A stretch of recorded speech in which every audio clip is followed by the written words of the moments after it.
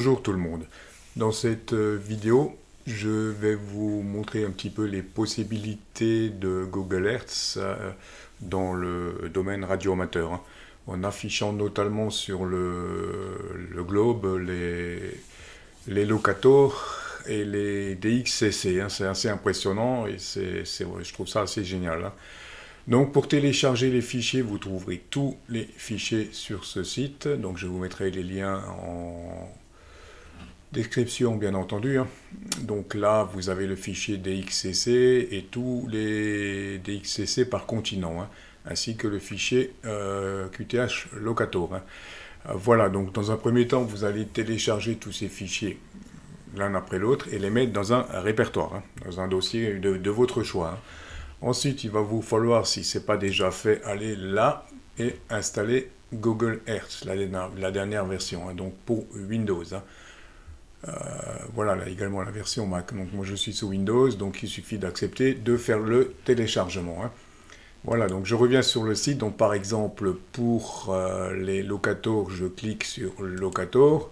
Donc je vais avoir le fichier qui s'ouvre.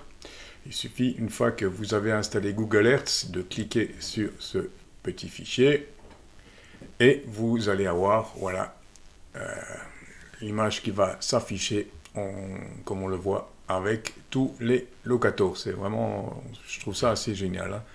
Là, je peux dézoomer un peu. Moins. Voilà.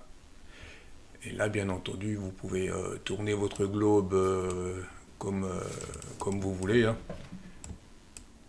pour voir un petit peu les différents locators s'afficher sur la carte. Et bien entendu, bon, on peut également, voilà, zoomer sur l'emplacement d'un locator pour voir un petit peu. Hein.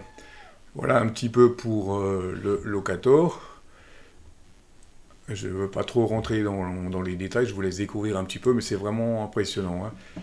Donc supprimer. Et vous avez également, donc, pour tout ce qui... Donc là, on a l'ensemble des DXCC. Je vais vous montrer l'ensemble des DXCC. Voilà, DXCC. Vous chargez le fichier comme d'habitude. Vous cliquez pour l'ouvrir. Et voilà, on a donc tous les DXCC qui vont s'afficher sur la map-onde.